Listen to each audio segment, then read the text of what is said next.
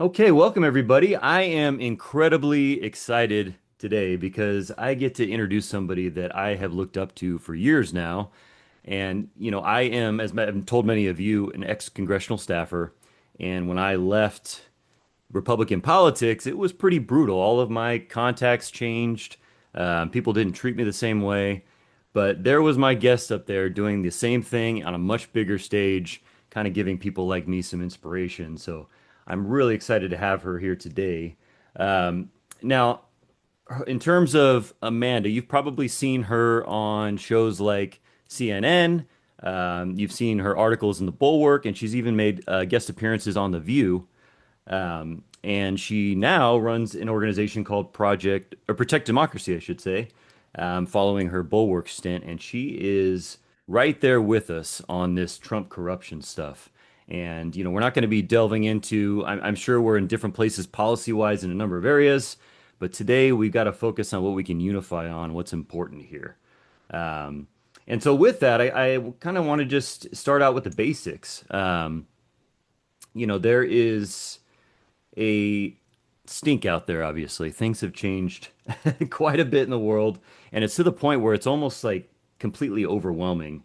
And I know, one of the places where I'm still very conservative is in terms of checks and balances of power. I know a lot of my progressive fans will get irritated when I say that, but I'm talking pre 9/11 conservatism when they really actually cared about the Constitution and limiting executive power. And so I want to talk about first how we talk about these things, because even saying checks and balances is like DC speak, and it doesn't get through to people. And you were a communications director in a state like Texas with Ted Cruz. Talk to us about how we should be talking about these things to everyday people. Yeah, thank you. Thank you for that kind introduction. That's super kind. Gonna make me cry. Um, but yeah, so I work with Protect Democracy. I am one of, we are almost 130 strong and an editor there.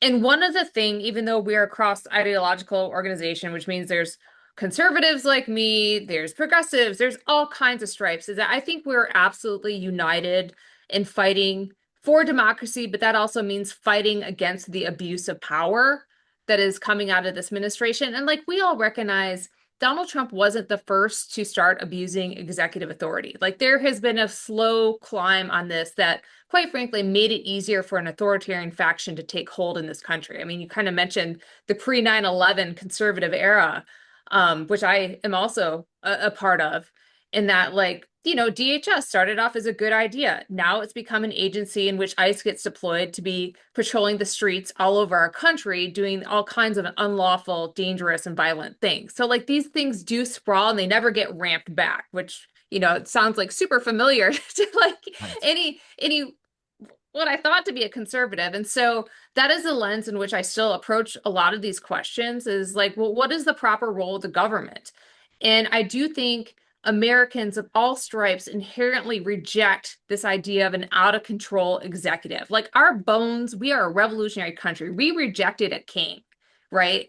Like we know that this is like you can't be a free America if you have an all powerful president or king who entrenches power so much that they are never able to leave because the people can't actually unseat them. And so, I, of course, you could imagine that we could have these questions before us, but I never thought I'd actually see it.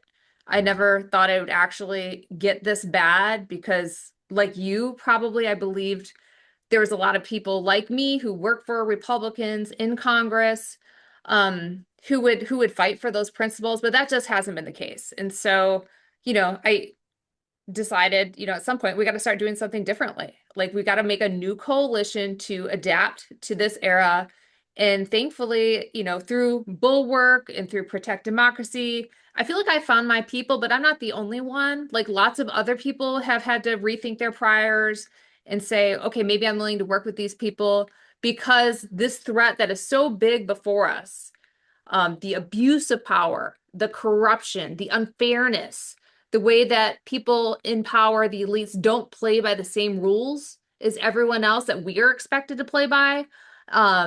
I think it's pretty easy to translate those issues, but yeah, it's always been a problem watching people want to talk about ethics and norms and guardrails, and it's like, ugh, like, okay, who cares? Like, what does this actually Right. mean to me? Like, you're getting screwed. Like, do you want your Mitch vote to McConnell count? speak. Like, you want to be able to have the right to vote, but do you actually want it to be counted fairly, or do you think some person working for the president hoping to get like a gig on cable news can overturn it? Like, Right.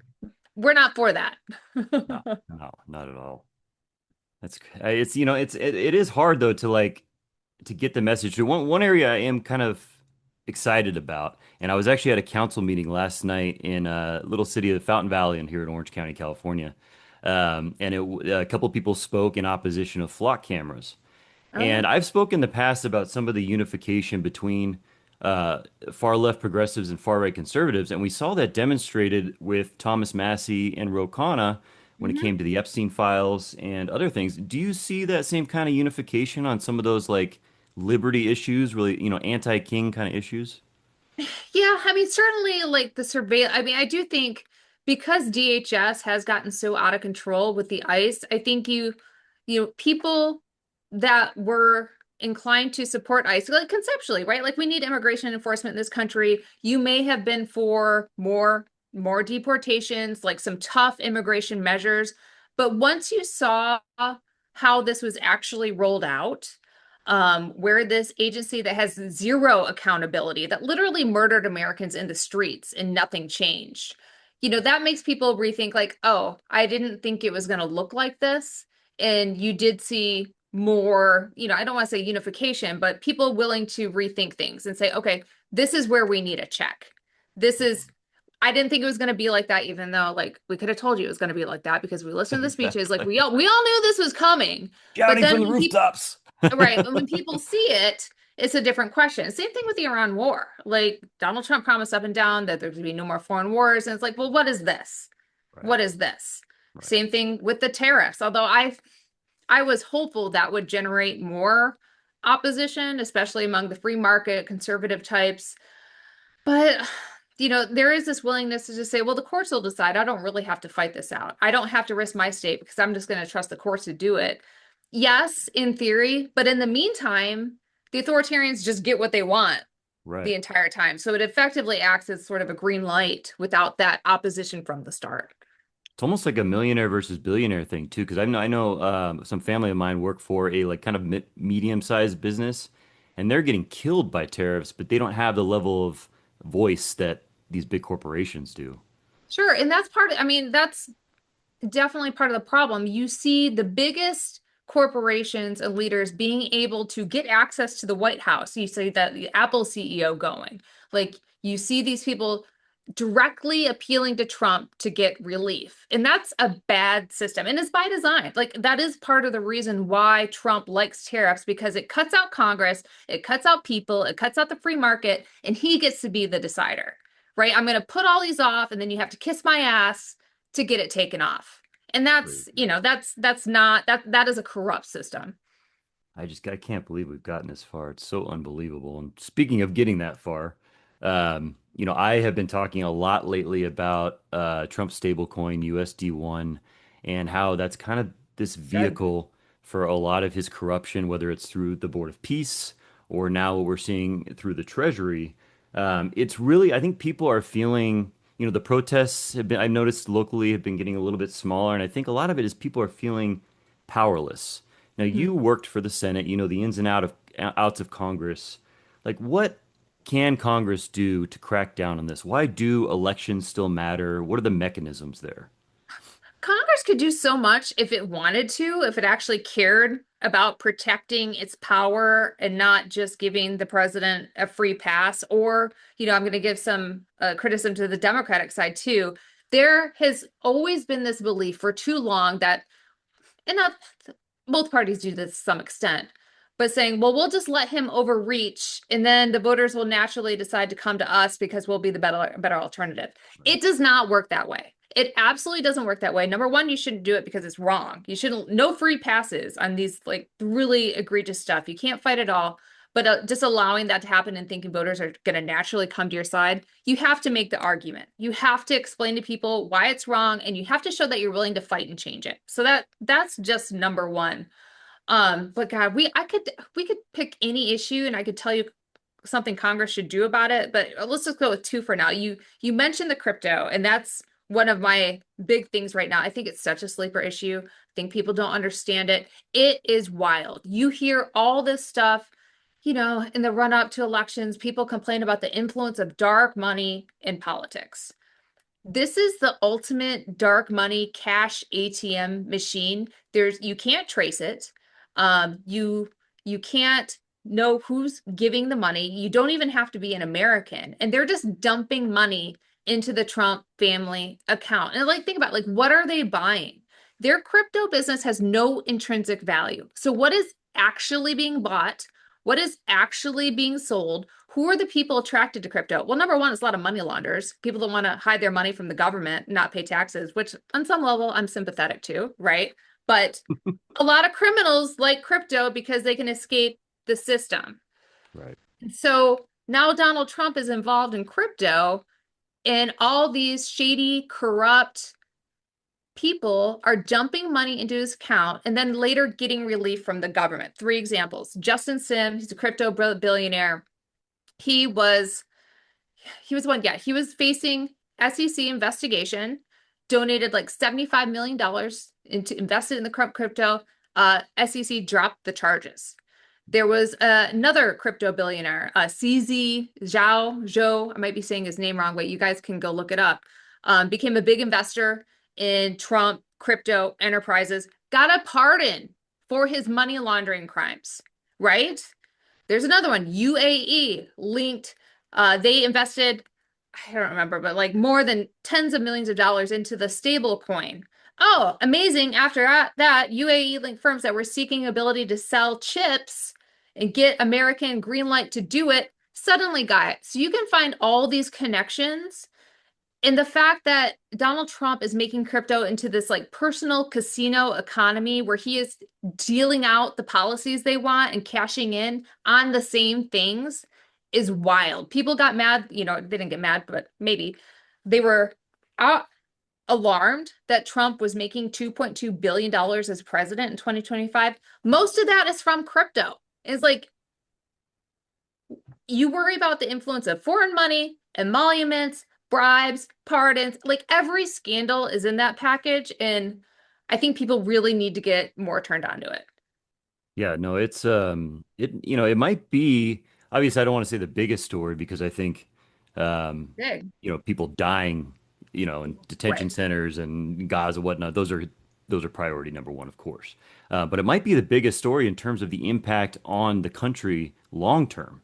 One thing we've uncovered kind of lately is the fact that they're increasing the debt and in Yep. order to sell the extra debt, they're selling it to the crypto companies, to these stable coins to back it. And so Trump is just sitting on this stuff, making interest off of Yeah. us, off the backs of taxpayers. It's So that's wild. so funny. I had that same conversation with my husband last night. I'm like, it is wild because it's like, is a debt crisis coming? Like, we are adding debt like crazy. Yeah, And at the same time, the president, who's in charge of the coming debt spiral, is getting himself off the dollar.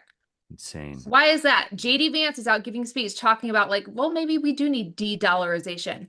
I expect the president and the vice president to actually support the dollar and stick up for it rather than trying to get off the dollar and rake in billions through crypto. It is, it is scary. And nobody asked for that. Nobody that voted for Trump, nobody No, asked to just eliminate the dollar. That wasn't a thing anybody was calling no, no. Maybe the penny, but Yeah. Yeah, exactly. Exactly. No, it's such a high level of corruption that I don't know that anybody knows what to deal with it, how to deal with it right now. I'm hoping, after the election that we can figure something out to push back, but given how Hakeem Jeffries and Chuck Schumer have been, we'll see. But it looks like they're bringing in now, I think it's something like $266,000 an hour yeah. off of just extra deals all over the place. I know we've talked about crypto, but is there anything else out there that he's doing? And again, like taking it back to the kitchen table, we tend to, this just naturally gets high level because of how we have to talk about it. This is the could be the end of our country, right? But at the same time, people just care about their daily lives. So how do we get this message out? Well, I do think when you're talking about what could Congress conceivably do if Democrats took the gavel and want to do something productive, I would like to see an audit the White House effort to really start tracing this money and like one big, yes, the crypto stuff, which will probably, if they're going to do it, be done through oversight like banking committees and things like that. But another huge area that I think is ripe for oversight where you can actually do something to stop it has to do with the no bid contracts that are coming out like crazy from this White House. And if you want to make this super easy to understand why no bid contracts are bad, I do think people understand this at the local level, but it's the reflecting pool. It is the reflecting pool. How many millions of dollars did we waste because Donald Trump wanted to pursue this project that nobody wanted, wasn't really needed, and they gave a no bid contract to somebody, some guy that they knew to tear it up, do a terrible job so that it was floating in pieces all over the place. And then here's the real kicker. When everyone noticed that it was a terrible job and went down to go look at it, and oh my God, a couple people touched the water, what did they do? To cover up for their mistake, they smeared these people. They called them vandals. They called them terrorists. They called them Antifa. They arrested them. They made them sit in jail for days. This is what authoritarians do, right? Like they try to hand out buddies to their contracts for projects that nobody wanted. And then if somebody tries to point it out, they smear them. So we need to put an end to that. And there are so many no bid contracts, which is not a way that our government should operate. It leads to shitty outcomes. It leads to wasted taxpayer money. And it leads to people who don't deserve the money getting rich off us. So I think that is a totally ripe area for reform. And here's the kicker too, because at Protect Democracy, we've had to think about like, okay, what can we do that leads to accountability that escapes the pardon power? Because quite frankly, we know this is going to be a huge obstacle. Donald Trump has been reporting in the press that he wants to give pardons to like everyone within 200 feet of the office, Oval Office, like just mass pardons because they know what they're doing is wrong. They know it. Why else would you be talking about handing out pardons essentially to all White House staff, anybody you talk to? Todd Blanche just did that memo last week where they decided, oh, we can give executive privilege to anyone that the president considers to be an advisor, which is not a real like term when it comes to government. And so there can be oversight for the no bid contracts. And if people are profiting from ill-gotten gains, especially from the taxpayer, you can claw that money back. There are, it's called civil disgorgement. It has to do with like civil asset forfeiture laws that are already on the books. They are pardon proof, especially if state AGs pursue it, because on every Donald Trump, White House, corrupt. Everyone's like got that, right? Okay, if you can't touch on the pardon powder, go after the other side. Go after the private parties. Go after the corporations that are trying to bribe their way and get these deals. Like it takes two parties to do bribery, extortion, all these kind of crimes. Sure. But the bar is, are they making ill-gotten gains? We have recourse to do it and get that money back for the taxpayer, which would be a very good start. And just talking about that now in a really loud manner may think some of those parties think twice because Donald Trump can't save you from that accountability and people can be coming for it. Absolutely, absolutely. Especially when we see how fast they turned from their so-called progressivism of the Yeah. last 10 years. Yeah, the veil is lifted. We Yeah. see it now. That's totally like part of my thinking on this too is like you've seen the CEOs of Facebook, met all these guys, they will turn on a dime. So maybe they Totally. need different incentives, right? Totally. Well, I am going to make it known today that Amanda Carpenter coined the phrase audit the White House because I absolutely Let's love that go. as branding. I know some people have thrown around audit the Fed in terms of the Federal Reserve, but Yeah. audit the White House, I think that really does sum up a lot of things. I think that's fantastic. Now, one thing I want to get to too is kind of a little bit further back in our past. I'm 41, and so I grew up with Fox News Yep. and the dawn of Fox News. But back then, it still was, I know now, problematic for many reasons, but they at least made a point to try and look balanced, right? You Yep. had Alan Colmes on there. You had a lot of shows where they were bringing alternative perspectives. That's completely disappeared now to where they have this right-wing centered universe that doesn't even entertain, except for maybe the five, an alternative perspective. So what has changed in that environment? Wow, that's a good question. I'm 43. I came to Washington in 2005. Did a lot of spots, was a frequent guest on Hannity. Bill O'Reilly, I was on there for a weekly spot from DC, not New York, so nothing weird happened.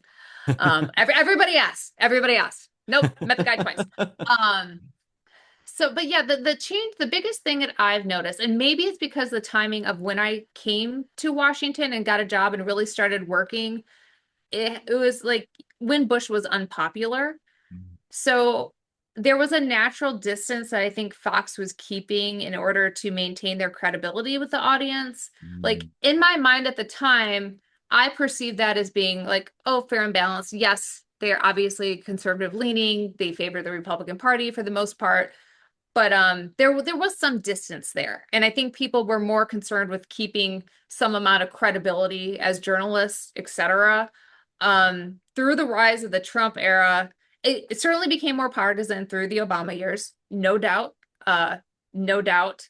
But then with Trump, I mean, the fact that Hannity would be on the campaign trail, like essentially acting as a surrogate, like that's really where you had hosts. It's Hannity, Laura Ingraham acting as personal communications directors and crisis management right, like assets. And you could see this in the January 6th committee reports where they had the text messages that came out where like they're literally like giving him advice. And then you also see him like in these interviews, they try to goad him frequently like to a better answer, which he disregards half the time because he knows they're going to have his back no matter what. right, Um, so yeah, just seeing them become an all-out arm of not the Republican Party, but for Trump. right, Like, it's one thing, again, like if you want to be a media network and have, a framework, a philosophy, like the Wall Street Journal editorial page obviously has a point of view. Like I like media outlets to have point of view. Journalists, do their best, but I don't have a problem with that. But when you become a partisan and all of your goals are geared towards supporting this person and demonizing anyone who opposes them, that's where I really think it went off the rails, and they paid dearly for it. They haven't changed as much as I would have hoped, but didn't expect.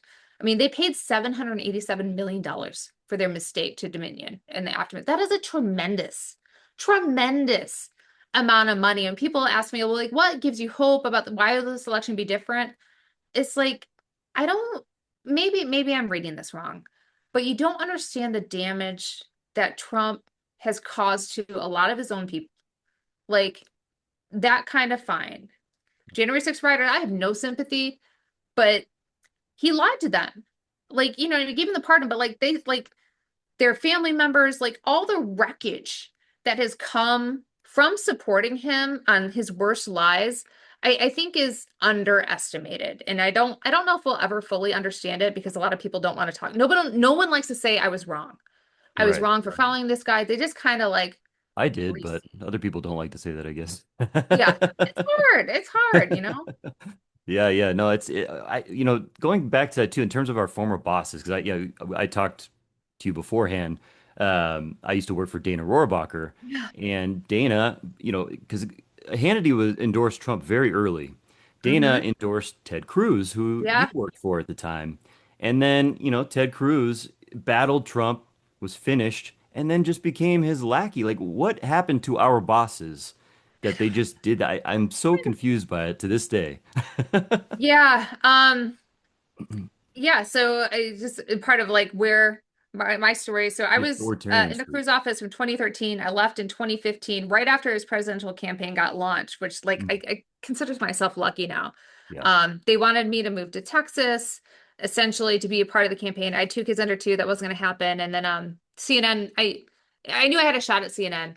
And so I left and like 2 months later became a CNN contributor and went on that election ride in 2015, 2016, which is a whole different story. But as for why Cruz, what is he doing? The way that it's been explained to me, and again, like I'm not a person like after I saw where things were going, I didn't try to keep ties. And trust me, they didn't try to keep them with me, although people have been friendly. The way it's been explained to me is that, well, if you were in Ted Cruz's shoes, would you want to sacrifice your Senate seat for Trump? Like, why should I have to like go to the wall, potentially get primaried, lose my Senate seat for Mm. Trump? And also, my constituents like this. It is my job to do what they would like me to do and support the president. Now, I don't believe this. I don't think it's obviously I disagree with it. Um, I but that is apologize. the I got dogs mentality there. that people have there. Like, well, why should I lose my seat over it? And also, like, I can do good. If I maintain a good relationship with the president, that is best for the people of Texas. And also, I can maybe sometimes convince him to pivot when needed. I don't think that's borne out, but that's what I believe they would tell you. Okay. Okay. Yeah, I think that generally makes sense. You know, my boss is a little more complicated because he wasn't in office anymore. Yeah. And it's What's funny he because doing right, now? what was that? What's he doing now? I have no idea. I think he lives in Maine from what I've heard, but it was strange because right before that, I mean, when he was supporting Ted Cruz, he would tell me every day how much he hated Trump, how mean he Yeah. was, how like he's bringing this authoritarian streak to the party that, because he was a staunch libertarian. Um, and then, one day there he was, and on the lawn at January 6th, with a picture. Oh, And I I'm didn't like, oh realize my. he was down there. Yeah, Whew. he didn't, I don't want to implicate him. He didn't go Yeah, like, yeah, yeah. Hey, well, at do least he anything didn't bad or vote anything, to but overturn the results like my yeah, just, opponent. in the Hey. area. And it's just wild that happened, and I think we forget sometimes that it's not always the reasoning that drives us. It's the heart, it's the intention, right? Like what is actually behind the reasoning that is actually driving somebody. And with Senator Cruz, clearly what drives him is keeping his seat and keeping his job, right? That's his priority. When Yeah, something and else maybe drives you, running for president again. I saw just on the news now he's back in Iowa. So, right? Whereas Mitt Romney, on the other hand, actually does care about our country and has something a little bit different that drives him. yeah. But I do want to talk a little bit before I let you go, though, because I know we're running out of time, about electioning to integrity. And I know we talk about it at a national level. I mostly worked at the local political level. I worked for a few members of Congress, some trade associations, and that's where elections happen. Are these county registrars? So that's why it's so difficult also to infiltrate our elections because it's so disconnected. Should these local registrars and volunteers be concerned? What should they be doing, taking precautions? What do you think about all that? Yeah, I mean, our team does a lot of outreach to like groups that work with local election officials. And I do think like number one, it is I commend all of them for working in this environment because there's a lot of pressure. It depends on where you are, but the weird thing about this time is that you don't know where it's going to come down because Trump is so erratic. We can guess right now it's going to be like blue cities and red states and things like that. But, in the 2020 election, he was strong arming like a handful of local election officials in Michigan Right. who did the right thing despite the pressure. And I think it's really hard. So, I think everybody has their eyes wide open to the potential of what could be coming. But, in terms of how has the threat environment changed? So in 2020, when this happened, it was essentially Trump strong arming and trying to get people to flip vote results, find the votes, etc. What is different in 2026 is that the executive branch and federal government has essentially institutionalized election denialism. And by that, I mean they've like screened people in positions for their willingness to go along with the 2020 election lie. I don't know if you watch or your viewers watch the Senate confirmation hearings. They're always asked, like, who won the 2020 election? And again and again and again, Trump's appointees will not say it because they know essentially this is a condition for employment in the Trump White House. And so what makes 2026 different is that he has all the machines, the levers at his disposal to try to pressure those results. But the good news is that I really think because everyone's eyes are so wide open and because it's so easily disproven and does not hold its weight in court, the biggest efforts that we were worried about have largely not been successful. And by that, I mean like his big executive order to try to ban or take over mail-in voting, that they've been working diligently on. His bid to try to get election data from the states.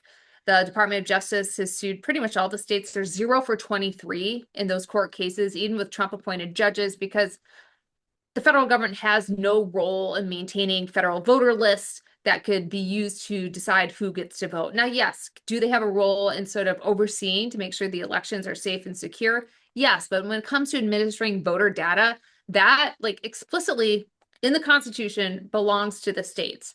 Hmm. And so those two things haven't been working, which is why I see like this week, Secretary Lutnick came out. He's the Secretary of Commerce and said, well, I have a census report that proves, there was fraudulent votes. And of course, they don't have the right data to do that. It was all kinds of junk science that they put out.